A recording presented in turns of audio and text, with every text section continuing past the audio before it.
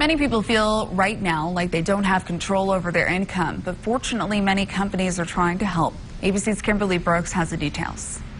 While doctors are on the front lines working hard to save lives, major companies are working to save their anxious customers from the economic side effects of COVID-19, mounting bills and no clear way to pay for them.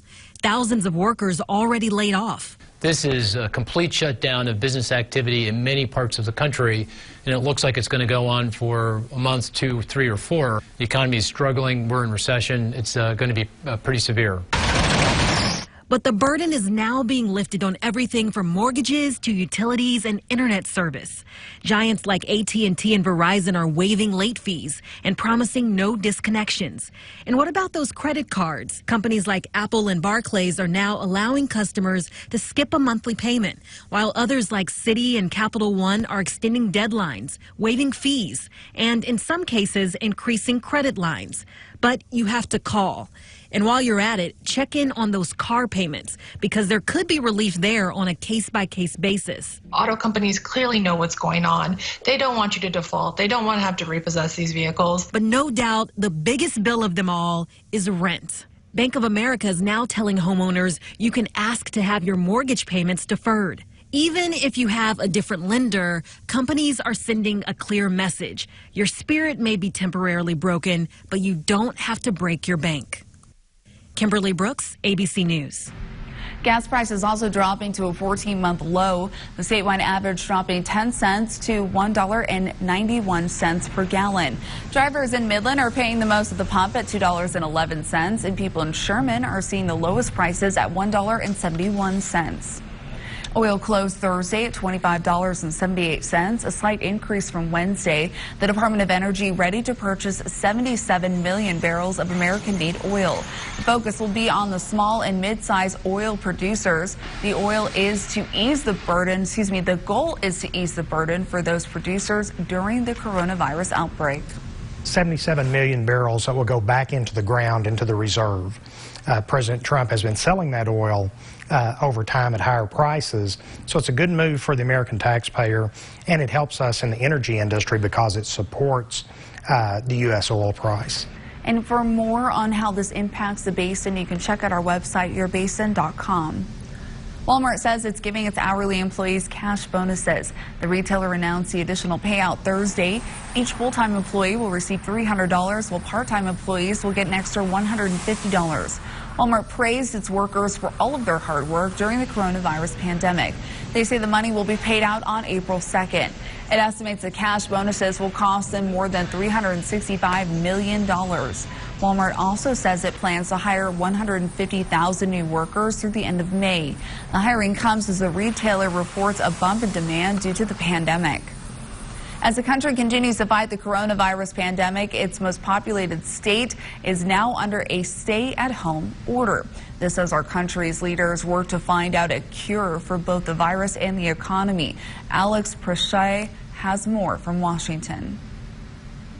Overnight, the nation's most populated state now on lockdown. There's a recognition of our interdependence that requires of this moment that we direct a statewide order for people to stay at home. California, the world's 5th biggest economy, closed for business. Only essential critical infrastructure workers allowed to continue on.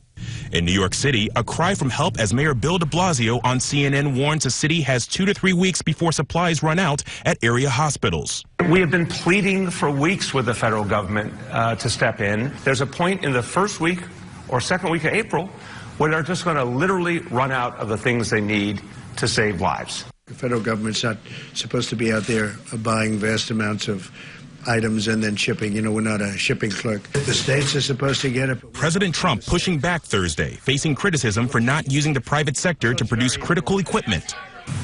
You enabled, I guess is probably the best way to put it, the Defense Production Act yesterday, but you didn't pull the trigger on it. No, because we hope we're not going to need that. Senate Republicans and the White House introducing their $1 trillion plan to boost the economy, which would include checks sent directly to Americans. If you make $75,000 or less, you'll get a check for $1,200. Anyone making up to $99,000 will get a smaller check, and families with household incomes under $198,000 will get up to $500 per child. As for supplies, Vice President Pence claiming a company that makes those vital N95 masks is ramping up production to $35 million per month, adding that the government has now identified tens of thousands of ventilators as well. And while there is hurt, there's also some hope.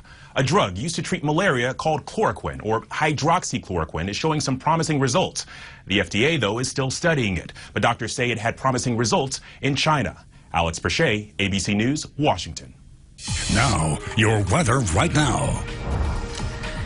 And that's right, we have been hearing of some positives in the treatment world as well. They're continuing, as what Alex had mentioned, still studying it as well, but we're going to make it through. Yeah. Do your due diligence at home. Make sure you follow all the CDC guidelines. Don't think just because you're young and healthy that you can get through this. You could be spreading it, and it's also affecting every age. So we want to make sure that everyone is safe and healthy, especially here in West Texas.